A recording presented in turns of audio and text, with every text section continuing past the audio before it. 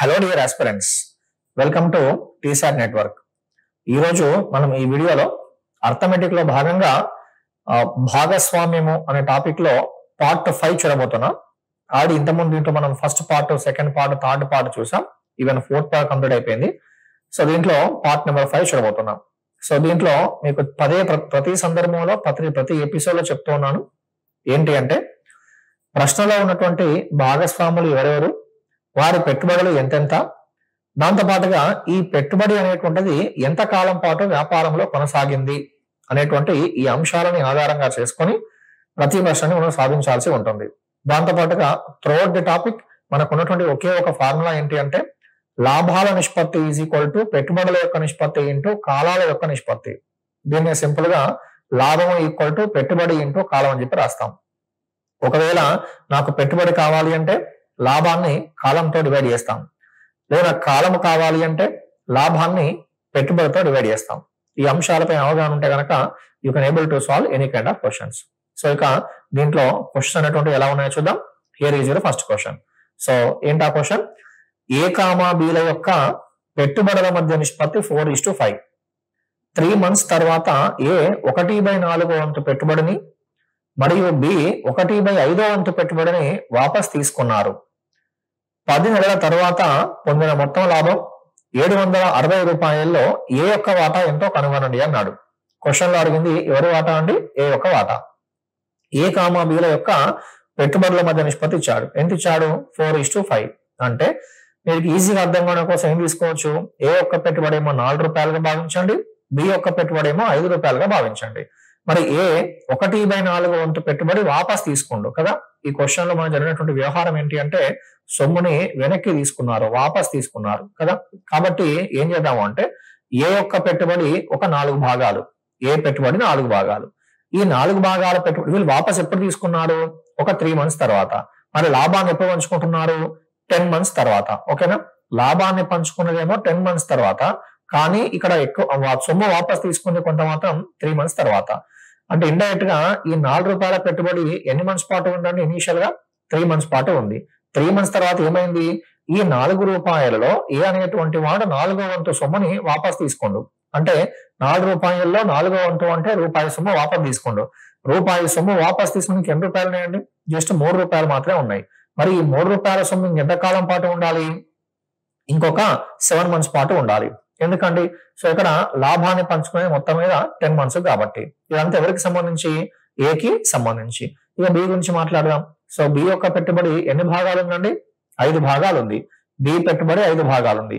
ఈ 5 భాగాలలో ఏం చేశాడు? మరి 1/5 వంతు సొమ్ముని వాపస్ తీసుకోండు. అంటే ఒక భాగాన్ని వాపస్ తీసుకోండు. ఒక భాగం వాపస్ తీసుకుంటే ఇండైరెక్ట్ గా ఇంకెన్ని భాగాలు ఉంటాయి? 4 భాగాలు, 4 రూపాయలు ఉంటాయి. ఎలా అన్నా పర్లేదు. సో మరి ఇనీషియల్ గా ఉన్నటువంటి ఈ 5 రూపాయలు ఎన్ని మంత్స్ పాటు ఉన్నట్టు? యాజ్ యూజువల్ గా 3 months పాటు ఉన్నట్టు కదా. 3 months పాటు ఉన్నాయి. మరి ఈ 4 భాగాలు ఎన్ని మంత్స్ పాటు ఉన్నాయి?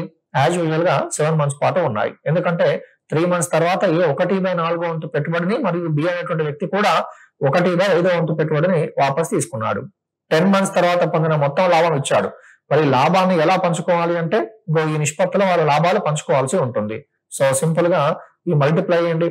4 into 3 అంటే ఈ వాల్యూ 12 అయిపోతుంది. 3 into 7 అంటే 21. ఈ మొత్తం వాల్యూ వచ్చేసి ఏమవుతుందండి? 33 parts. సో ఇక్కడ 5 into 3 అంటే 15, 4 into 7 అంటే 28. సో కాబట్టి 33 ఇదేమవుతుందండి? 43 అవుతుంది. సో ఇండైరెక్ట్ గా వారి లాభాలను ఏ నిష్పత్తిలో పంచుకోవాలి? 33:43 నిష్పత్తిలో సింపుల్ గా వాళ్ళ లాభాలు పంచుకోవాల్సి ఉంటుంది. మరి మొత్తం 33 ఉంది, 43 ఉంది, అవి ఎందులో కూడా క్యాన్సిల్ అవ్వవు. కాబట్టి మొత్తం మీద 33 భాగాలు, 43 భాగాలు అంటే మొత్తం ఎంత అండి? 46. సో 76. మొత్తం 76 భాగాల విలువ దేనికి సమానం అండి? 760కి సమానం. క్వశ్చన్ లో అడిగింది ఎవరి వాటా అండి? ఏ ఒక్క వాటా అడిగాడు. మరి ఏ వాటా ఎన్ని భాగాలు ఉంది ఇక్కడ? సో 33 భాగాలు ఉంది. 76 భాగాల విలువ 710 అయితే మరి 33 భాగాల విలువ ఎంతో మనం ఫైండ్ చేయాలి. సింపుల్ గా దీన్ని 10 తో గుణిస్తాం. పైన ఏదైతే ఆపరేషన్ అప్లై చేసినామో అదే ఆపరేషన్ అప్లై చేస్తున్న 330 rupees. Therefore 330 is the answer for this question. I hope you understood. Okay, let's see the next question. So మరో క్వశ్చన్ అబ్జర్వ్ చేయండి. ఏంటది చూడండి ఒకసారి. ఏ సగం పెట్టుబడిని సగం కాలం పాటు, బి నాలుగో వంతు పెట్టుబడిని నాలుగో వంతు కాలం పాటు మరియు సి మిగిలినటువంటి పెట్టుబడిని మొత్తం కాలం పాటు ఒక వ్యాపారంలో పెట్టుబడిగా ఉంచారు. సంవత్సరాంతానికి వారు పొందిన మొత్తం లాభంలో సి వాటా 1620 రూపాయలు అయిన మొత్తం లాభం ఎంతో కనుగొనండి అన్నాడు. ఓకే, ఇక్కడ ఈ ప్రశ్నలో మనకి ఏ కామా బి కామా సి అనేటువంటి ముగ్గురు వ్యక్తులు ఉన్నారండి.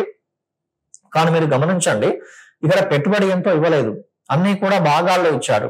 ఏ సగం పెట్టుబడిని సగం కాలం పాటు, బి నాలుగో వంతు పెట్టుబడిని నాలుగో వంతు కాలం పాటు, మరియు సి అనేటువంటి వ్యక్తి మిగిలిన పెట్టుబడిని మొత్తం కాలం పాటు ఒక వ్యాపారంలో పెట్టుబడిగా ఉంచారట.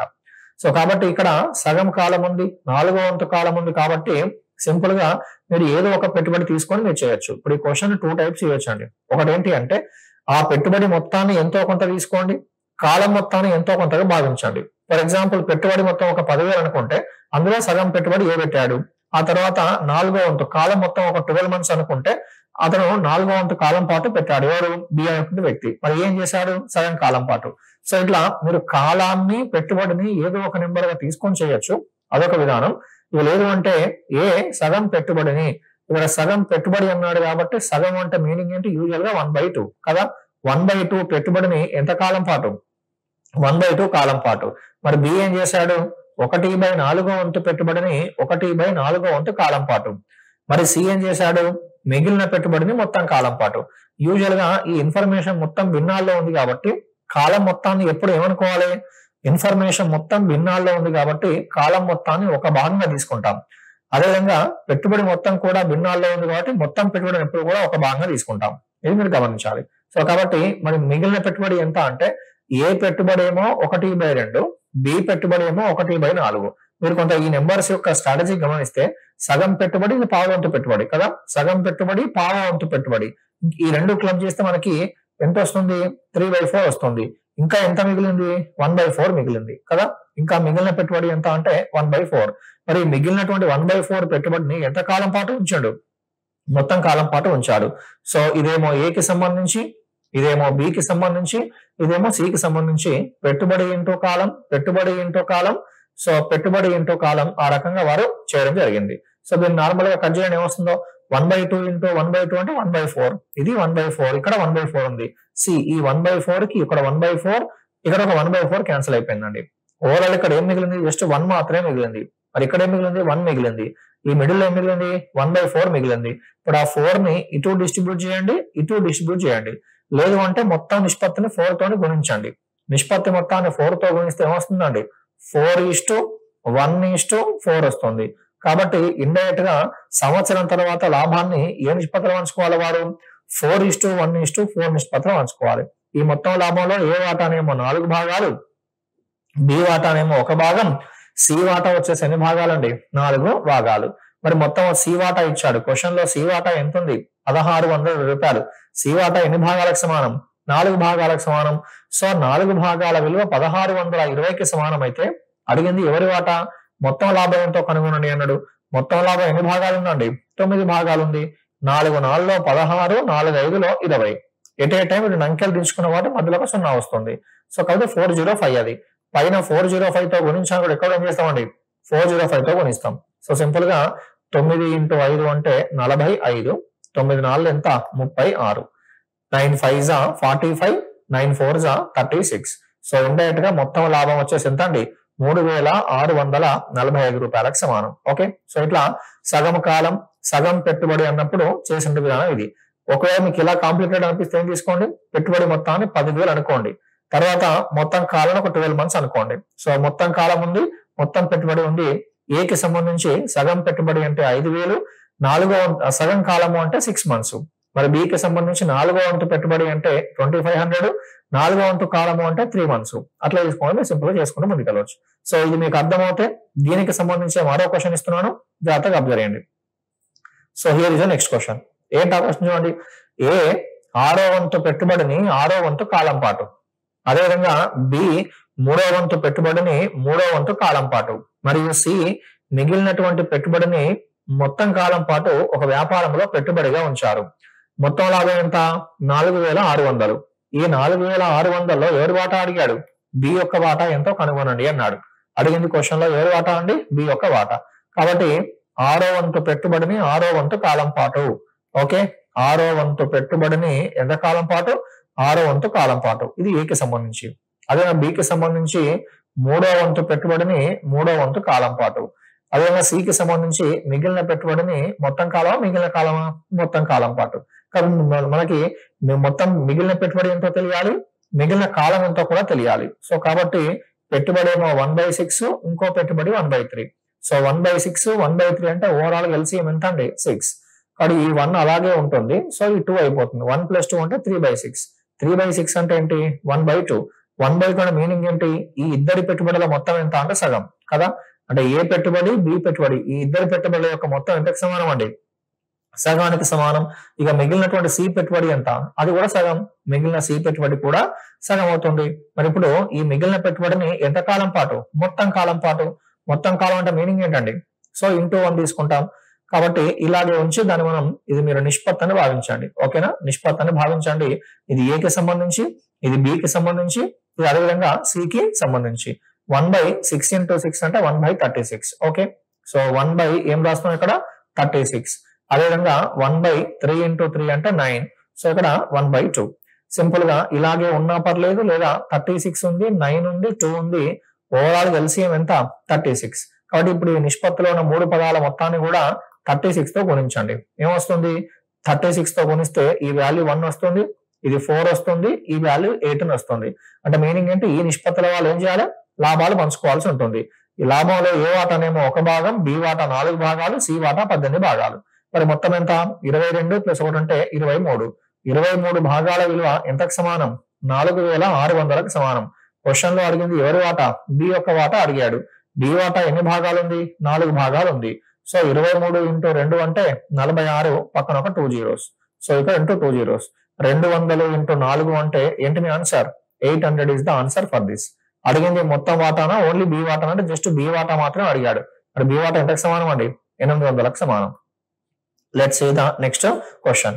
ఒక వ్యాపారంలో అంట ఏ కామా బిలు భాగస్వాములట. ఒక వ్యాపారంలో ఏ కామా బిలు భాగస్వాములు.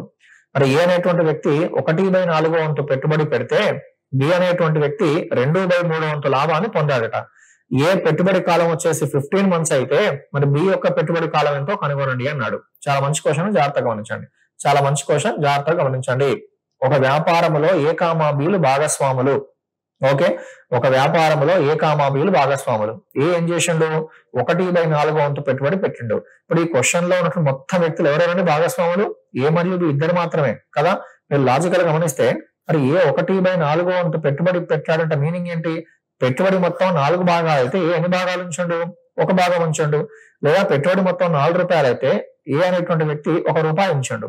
మరి ఏ 1 రూపాయి ఉంచితే మిగతా 3 రూపాయల పెట్టుబడి ఎవరిది? బిది. అట్లా భావించాలి. అదేవిధంగా ఏ 1/4 వంతు పెట్టుబడి పెడితే మరి బి ఏం చేసిండు? 2/3 వంతు లాభాన్ని పొందిండు. ఈ 2/3 వంతు లాభం అంటే ఏంటి? లాభం మొత్తం ఎన్ని భాగాలు ఉంది? 3 భాగాలు ఉంది. ఈ 3 భాగాల్లో 2 భాగాల లాభం ఎవరిది? బిది. అంటే 2 రూపాయల లాభం బిది అయితే మిగతా 1 రూపాయల లాభం ఎవరిదండి? ఏది. ఇక ఈ లాజిక్ ని బేస్ చేసుకుని మనం యూజువల్ గా ఇప్పుడు ఈ క్వశ్చన్ ఆన్సర్ ఎలా ఉంటుందో చేయబోతున్నాం. Okay, so let's start the solution. జాగ్రత్తగా అబ్జర్వ్ చేయండి. సో ఇక్కడ ఏ కామా బిలు భాగస్వాములు. ఏ 1/4 వంతు పెట్టుబడి పెడితే అన్నాడు. కాబట్టి ఏ యొక్క పెట్టుబడి 1 రూపాయి అనుకుందాం.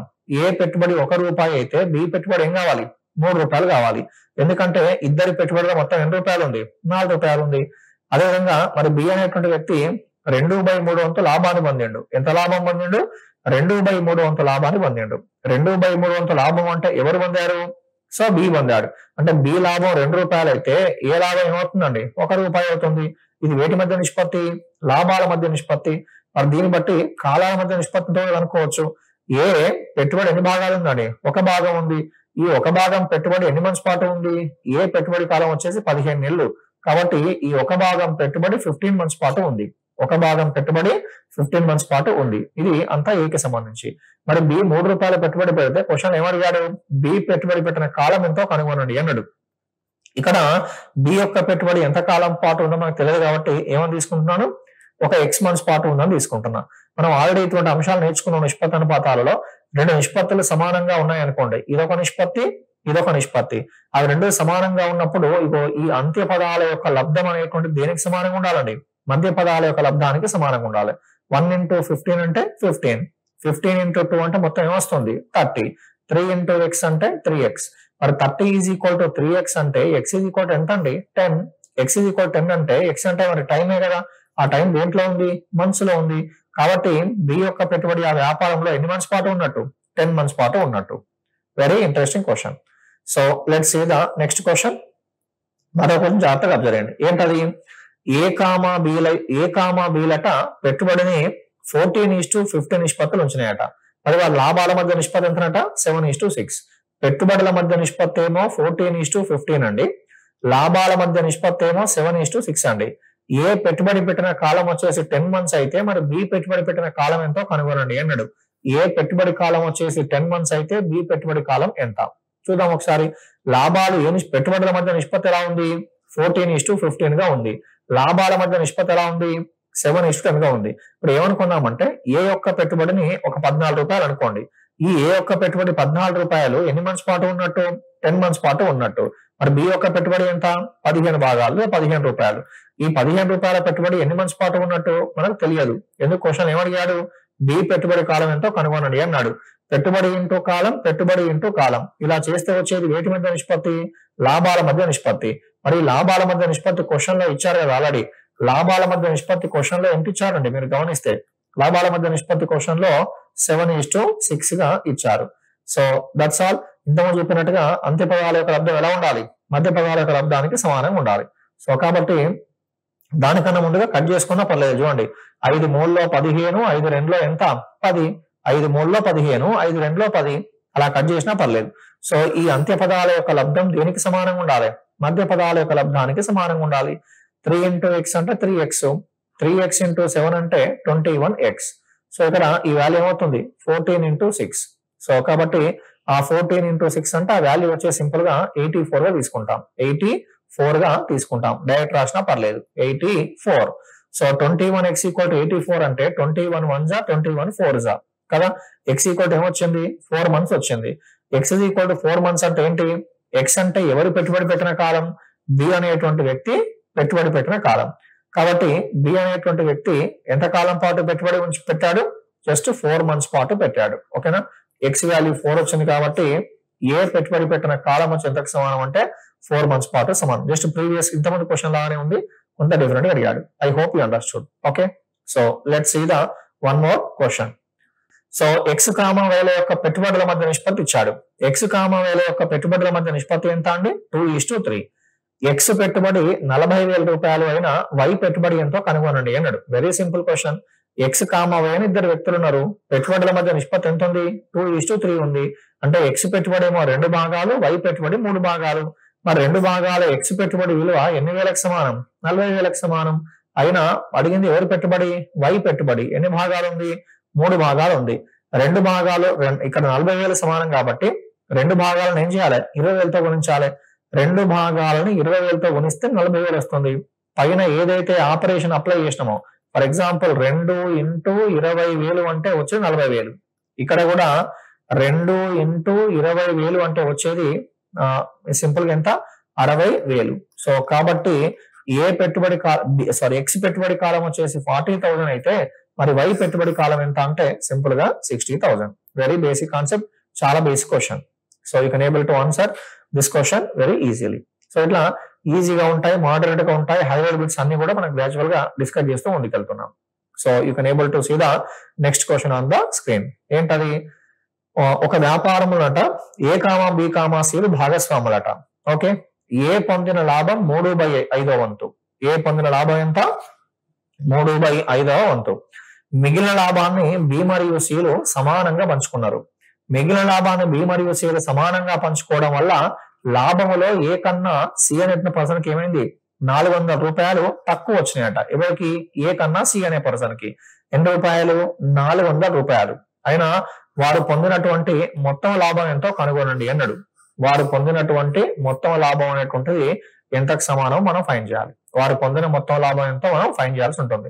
వెరీ సింపుల్ అండి. ఒక వ్యాపారంలో ఎవరో భాగస్వాములు ఏ కామా బి కామా సి అనే 3 వ్యక్తులు భాగస్వాములు. మరి ఏ పొందిన లాభం ఎంత 3/5వ వంతు. అంటే మీనింగ్ ఏంటి? ఏ పొందిన లాభం 3/5వ వంతు అంటే లాభం మొత్తం ఎన్ని భాగాలు ఉంది? 5 భాగాలు ఉంది. అందులో ఏ మాత్రమే ఎన్ని భాగాలు పొందాడు? 3 భాగాలు పొందాడు. ఇటు ఏ అని రాయండి, బి అని రాయండి, సి అని రాయండి. ఏ మొత్తం లాభం ఎన్ని భాగాలండి? 5 భాగాలు. ఈ 5 భాగాలలో కేవలం ఏ పొందిన లాభం ఎన్ని భాగాలు? 3 భాగాలు. ఇంకెన్ని భాగాలు మిగిలాయి? 2 భాగాలు మిగిలాయి. మరి మిగిలిన లాభాన్ని బి మరియు సిలు ఏం చేశారు? సమానంగా పంచుకున్నారు. అంటే 2 రూపాయలు సమానంగా పంచుకుంటే ఏమొస్తుంది? రూపాయి వస్తుంది. ఇది ఇండైరెక్ట్ గా వేటి మధ్య నిష్పత్తి? సో సింపుల్ గా లాభాల మధ్య నిష్పత్తి. ఇది ఏ లాభం, ఇది బి లాభం, ఇది సి లాభం. మరి క్వశ్చన్ ఏమన్నాడు? లాభములో ఏని సిని పోలుస్తున్నాడు. లాభములో ఏ అనే పర్సన్ ని సి అనే పర్సన్ ని పోలుస్తున్నాడు. లాభములో ఏ కన్నా సి అనే పర్సన్ కి ఎన్ని రూపాయలు తక్కువ వచ్చినాయట? 400 రూపాయలు తక్కువ వచ్చినాయట. యాక్చువల్ గా సికి 1 భాగం లాభం వస్తే ఏకి ఎన్ని భాగాల లాభం వచ్చింది? 3 భాగాల లాభం వచ్చింది. మరి ఏ అనేటువంటి పర్సన్ కన్నా సి అనేటువంటి పర్సన్ కి ఎన్ని భాగాలు తక్కువ వచ్చింది? 2 భాగాలు తక్కువ వచ్చింది. ఈ 2 భాగాలు తక్కువ వచ్చిన విలువ ఎన్ని వందలకు సమానం? 2 భాగాలు తక్కువగా వచ్చినటువంటి ఆ విలువ ఎన్ని వందలకు సమానం అండి? సింపుల్ గా 400లకు సమానం. 2 భాగాల విలువ 400 అయితే క్వశ్చన్ లో అడిగింది మొత్తం లాభం ఎంతో కనుగొనండి అన్నాడు. మొత్తం లాభం ఎన్ని భాగాలండి? 5 భాగాలు. 2 × 200 లాగానే 5 × 200 ఏంటి మీ answer? 1000 rupees is the answer for this question. So 1000 rupees అనేటువంటిది దానికి సంబంధించిన answer. I hope you understood. So ఇది దీనికి సంబంధించి. సో ఇట్లా మీరు అబ్జర్వ్ చేయాల్సిన హారములో ఉన్న విలువ, హారములో ఉన్న విలువ ఎల్లప్పుడూ కూడా మొత్తాన్ని ఇండికేట్ చేస్తుందని గుర్తుంచుకోవాలి. ఓకే, ఈ అంశాలు మనం శాతాలలో, లాభ నష్టాలలో, ఈవెన్ కాలము పని, కాలములో ఉన్న రకరకాల చాప్టర్స్ లో మనం చూసాం. హారములో ఉన్న విలువ ఎప్పుడూ కూడా మొత్తాన్ని ఇండికేట్ చేస్తుంది. ఇక్కడ ఏ పొందిన లాభం 3/5 వంతు అంటే మొత్తం లాభం 5 భాగాలు అయితే అందులో ఏ పొందిన ఎంత? 3 భాగాలు. అలా గుర్తుంచుకోవాలి. ఓకే, ఇది దీనికి సంబంధించి. సో ఇక మరో క్వశ్చన్ చూద్దాం. Let's see the next question. So question observe చేయండి. ఒక వ్యాపారములట A comma B comma C యొక్క పెట్టుబడుల మధ్య నిష్పత్తి ఇచ్చాడు. ఎంత? 3:2:5. సంవత్సరం తర్వాత వారు పొందిన మొత్తం లాభం ఎంత? సంవత్సరం తర్వాత వారు పొందిన మొత్తం లాభం 45,000 అనేటువంటిదట. మొత్తం పెట్టుబడిలో 15% అట. అయినా బి పెట్టుబడి ఎంతో కనుగొనండి అన్నాడు. ఇక్కడ స్టార్టింగ్ లో ఇచ్చింది వేటి మధ్య నిష్పత్తి? పెట్టుబడుల మధ్య నిష్పత్తి. ఎలా ఇచ్చాడా పెట్టుబడుల మధ్య నిష్పత్తి? 3:2:1 గా ఇచ్చాడు. సారీ, 3:2:5 గా ఇచ్చాడు. పెట్టుబడుల మధ్య నిష్పత్తి ఎంత? 3:2:5. సంవత్సరం తర్వాత వాళ్ళు ఏం చేస్తున్నారు? వారు పొందిన మొత్తం లాభం ఇచ్చాడు. ఎన్ని వేలు? 45,000. సంవత్సరం తర్వాత వారు పొందినటువంటి 45,000 రూపాయల లాభం అనేటువంటిది మొత్తం పెట్టుబడిలో 15%కే సమానం అట. మొత్తం పెట్టుబడిలో 15%కే సమానం అని చెప్పి అన్నారు. కాబట్టి జాగ్రత్తగా అభ్యర్థన ఏం చేయాలి? సో సింపుల్ గా ఏం చేయబోతున్నాం ఇక్కడ అంటే పెట్టుబడుల మధ్య నిష్పత్తి వచ్చేసి 3:2:5 ఉంది. ఏ పెట్టుబడి, బి పెట్టుబడి, సి పెట్టుబడి. ఈ ముగ్గురు పెట్టుబడుల మొత్తం ఎన్ని భాగాలు? 10 భాగాలు కదా. సో మరి క్వశ్చన్ లో ఇచ్చింది సంవత్సరం తర్వాత వారు పొందిన లాభం ఇచ్చారు. అంటే ఎన్ని భాగాలు? అది 10 భాగాలు. 10 భాగాల విలువ ఎన్ని వేలకు సమానం? 45,000కు సమానం. 10 భాగాల విలువ 45,000కు సమానం. మరి 45,000 అనేటువంటిది మొత్తం పెట్టుబడిలో ఎంత ఉంది? జస్ట్ 15% ఉంది. అంటే 15% లాభ, అంటే 45,000 రూపాయల పెట్టుబడి దేనికి సమానం? 17%. 15%, 17 కాదు 15%. ఓకే, 45,000 రూపాయల లాభము అనేటువంటిది మొత్తం పెట్టుబడిలో 15%కి సమానం. కాబట్టి 15% పెట్టుబడి విలువ 45,000 అయితే మరి మొత్తం 100% పెట్టుబడి విలువ ఎంత? మొత్తం 100% పెట్టుబడి విలువ ఎంత? సో కాబట్టి 15 3s ఎంత అండి? 45, పక్కన ఒక 3 zeros. కాబట్టి ఇక్కడ కూడా 100 × 3 zeros అంటే ఎంత వస్తుంది? You are going to get 30,000. 30,000 అనేటువంటిది దేనికి సమానం మరి? 30,000. సో నెంబర్ ఆఫ్ జీరోస్ 5 ఉంటాయి కదా. నెంబర్ ఆఫ్ జీరోస్ టోటల్ గా 5 ఉంటాయి కాబట్టి సో అక్కడ వచ్చేటువంటి వాల్యూ ఎంత జాగ్రత్తగా అబ్జర్వ్ చేయండి. మొత్తం పెట్టుబడి వచ్చేసి 3 లక్షలకి సమానం. ఎందుకంటే 3 zeros కదా. ఈ 3 zeros అక్కడ 2 zeros ఉన్నాయి. కాబట్టి ఓవరాల్ గా మొత్తం మీద వచ్చేసి ఎన్ని జీరోస్ అండి? 5 zeros. ఇది ఏంటి? 3 lakhs అనేటువంటిది మొత్తం పెట్టుబడి. ఓకేనా. 3 లక్షలు ఏంటంటే ఏ కామా బి కామా సి యొక్క మొత్తం పెట్టుబడి. అలా పెట్టుబడి ఏ నిష్పత్తిలో ఉంది? 3:2:5 నిష్పత్తిలో ఉంది. అడిగింది ఎవరి వాటా? బి యొక్క వాటా. కాబట్టి సింపుల్ గా ఏం చెప్పేయచ్చు అండి? జాగ్రత్తగా ఏం చెప్పచ్చు? సో ఈ 3 లక్షల రూపాయలను వారు ఏ నిష్పత్తులు ఉంచారు? 3:2:5 నిష్పత్తులు ఉంచారు. మొత్తం 10 భాగాలు ఉంది. ఈ 10 భాగాల విలువ ఎన్ని లక్షలకు సమానం? 3 లక్షలకు సమానం. 10 భాగాలలో 3 లక్షలకు సమానం అయితే మనకు కావాల్సింది బి యొక్క పెట్టుబడి ఎన్ని భాగాలు ఉంది? 2 భాగాలు ఉంది. 2 భాగాల విలువ ఎంత? ఇటు ఒక 0కి 0 క్యాన్సిల్ అయిపోతుంది. ఇటు ఒక 30,000 మిగులుతుంది. సో 30,000 into 2 అంటే ఇండైరెక్ట్ గా ఏంటి మీ answer? 60,000 rupees. I hope you understood. Let's see the next question. ఏంటా క్వశ్చన్ చూడండి. ఏ కామా బి యొక్క పెట్టుబడులు వరుసగా 50,000 70,000 అట. ఏ పెట్టుబడి ఏమో 50,000, బి పెట్టుబడి ఏమో 70,000. లాభములో 70% వాటాను వారు సమానంగా పంచుకోవాలి అని నిర్ణయించుకున్నారు. యూజువల్ గా పెట్టుబడులు వేరువేరుగా ఉన్నప్పటికీ ఏం చేశారు? 70% వాటాను వారు సమానంగా పంచుకోవాలి అని నిర్ణయించుకున్నారు. మరి మిగిలిన లాభాన్ని ఏం చేశారు? పెట్టుబడుల యొక్క నిష్పత్తిలో పంచుకొనిన ఒక వ్యక్తికి మరొక వ్యక్తి కన్నా 90 రూపాయలు ఎక్కువ వచ్చినాయట. ఇప్పుడు ఒక వ్యక్తికి మరొక వ్యక్తి కన్నా 90 రూపాయలు ఎందుకు ఎక్కువ వచ్చాయంటే యూజువల్ గా ఆ మిగిలినటువంటి 70% లాభాన్ని ఏమో సమానంగా పంచుకోరు. 70% లాభాన్ని సమానంగా పంచుకున్నా కూడా ఒక వ్యక్తికి మరొక వ్యక్తి కన్నా 90 రూపాయలు ఎందుకు ఎక్కువగా వచ్చాయంటే మిగిలిన 30% లాభాన్ని ఏం చేస్తారు? పెట్టుబడుల యొక్క నిష్పత్తిలో పంచుకుంటారు. మరి ఏ పెట్టుబడి ఎన్ని వేలు ఉంది? 50,000. బి పెట్టుబడి 70,000. ఇందులో కామన్ ఉన్న జీరోస్ అన్ని 4 జీరోస్ కామన్ ఉన్నాయి. మీకు తెలుసు ఆల్రెడీ ఏం చేయాలో. కాబట్టి ఏ పెట్టుబడి ఏమో 5 భాగాలు, బి పెట్టుబడి ఎంత? 7 భాగాలు. మరి ఏ పెట్టుబడి 5 భాగాలు, బి పెట్టుబడి 7 భాగాలు అయితే వారి లాభాలు ఏం చేస్తున్నారు? 5:7 నిష్పత్తిలో లాభాలు పంచుకుంటారు. మరి లాభాలు సమానంగా వచ్చినాయా వేరువేరుగా వచ్చినాయా? వేరువేరుగా వచ్చాయి. ఎంత ఎక్కువ వచ్చింది రెండో పర్సన్ కి? ఇలా పంచుకోవడం వల్ల ఒక వ్యక్తికి మరొక వ్యక్తి కన్నా ఎన్ని భాగాలు ఎక్కువ వచ్చింది? 2 భాగాలు ఎక్కువ వచ్చింది. ఈ 2 భాగాల విలువ ఎన్ని రూపాయలకు సమానం? 90 రూపాయలకు సమానం. అయినా మరి క్వశ్చన్ ఏమడిగాడు? మొత్తం లాభం ఎంతో కనుగొనండి అన్నాడు. మొత్తం లాభం ఎంతో కనుగొనాలి అంటే ముందుగా ఈ 12 భాగాల విలువ ఎంతో కనుగొన్నాం. 12 భాగాల విలువ అనేటువంటిది ఎంతకు సమానమో కనుగొంటాం. సో 2 into 45 అంటే 90 అండి. అలా విధంగా 12 into 45. So 12 5s are 60, 12 4s are 48. 48 అంటే ఈ మొత్తం వాల్యూ ఎంత అండి? 540. సో 540 రూపాయలు. ఏంటి 540 రూపీస్ అనేటువంటిది? ఇది మొత్తం లాభం కాదండి, జస్ట్ 30% లాభం మాత్రమే. ఎందుకు 30% లాభం? వారు పెట్టుబడుల నిష్పత్తిలో పంచుకునేది జస్ట్ ఎంత అండి? వారు పెట్టుబడుల యొక్క నిష్పత్తిలో పంచుకునే జస్ట్ 30% మాత్రమే. సో మరి క్వశ్చన్ లో ఇప్పుడు జాగ్రత్తగా చూడండి, 30% విలువ అనేటువంటిది 540కి సమానం అయితే మొత్తం పెట్టుబడి 100% విలువ అనేటువంటి ఒక సమానం ఫైండ్ చేయండి. 30% పెట్టుబడి విలువ 540కి ఈక్వల్ అయితే మొత్తం లాభం 100% విలువ ఎంత? సో ఇటు 0 క్యాన్సిల్ అయిపోయిందండి. 3 1s are 3 8s are. So కాబట్టి 100 into 18. 100 into 18. What is your answer? 1800 is the answer for this question. ఇది మొత్తం లాభం అండి. I hope you understood. Okay. So now let's see the one more question. A comma B comma సిల యొక్క పెట్టుబడులు వరుసగా 4,000, 5,000, 6,000 వ్యాపారాన్ని నిర్వహిస్తున్నందుకు గాను 25% లాభాన్ని ఏ అనేటువంటి వ్యక్తి జీతంగా పొందాడు. మిగిలినటువంటి లాభాన్ని వారు పెట్టుబడుల యొక్క నిష్పత్తిలో పంచుకున్నారు. అలా పంచుకోవడం వల్ల ఒక సంవత్సరం లాభంలో ఏకి బి మరియు సిల కన్నా 200 రూపాయలు తక్కువగా వచ్చిన వారు పొందిన మొత్తం లాభం ఎంతో కనుగొనండి అన్నాడు. ఇక్కడ పెట్టుబడుల మధ్య నిష్పత్తి ఎంతో కనుగొనండి. సో ప్రతి దాంట్లో కూడా 3 జీరోస్ కామన్ ఉన్నాయి.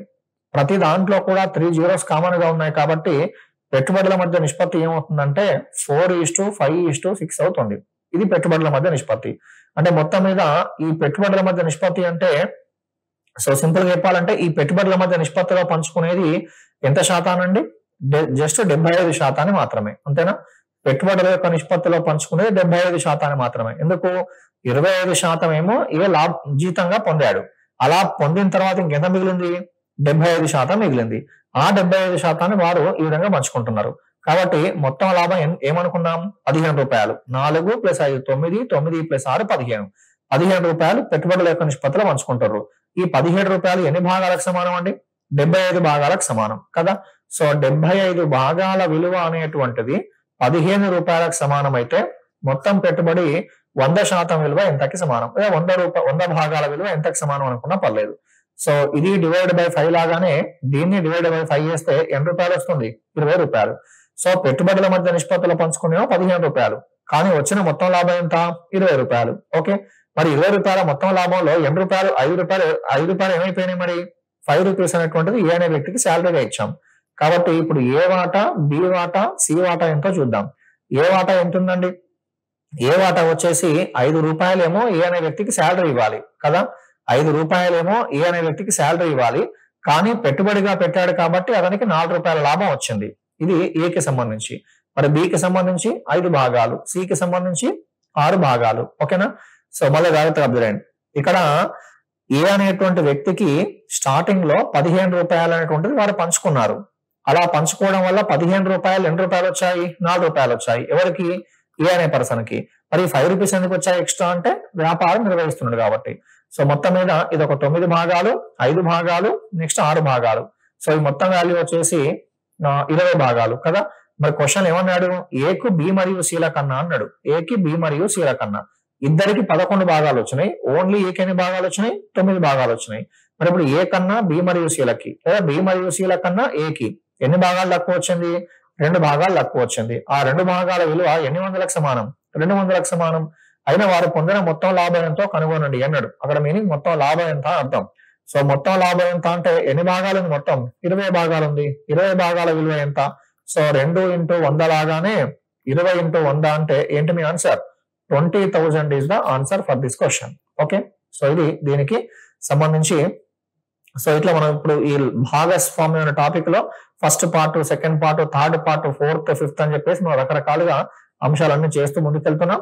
సో ఇవన్నీ కూడా ప్రతి క్వశ్చన్ లో కూడా ఒకే ఒక లాజిక్. ప్రశ్నలో ఉన్నటువంటి భాగస్వాములు ఎవరెవరు, వారి పెట్టుబడులు ఎంతెంత, ఈ పెట్టుబడులు ఎంత కాలం పాటు వ్యాపారంలో కొనసాగాయి, దాంతో పాటుగా మనకు ఉన్నటువంటి బేసిక్ ఫార్ములా ఏంటి? ఆ ఫార్ములా లాభాల నిష్పత్తి పెట్టుబడుల యొక్క నిష్పత్తి ఇంటూ కాలాల యొక్క నిష్పత్తి. జాగ్రత్త రెఫర్ చేసుకోండి. Then you are going to get the good command on this topic. So see you in the next video.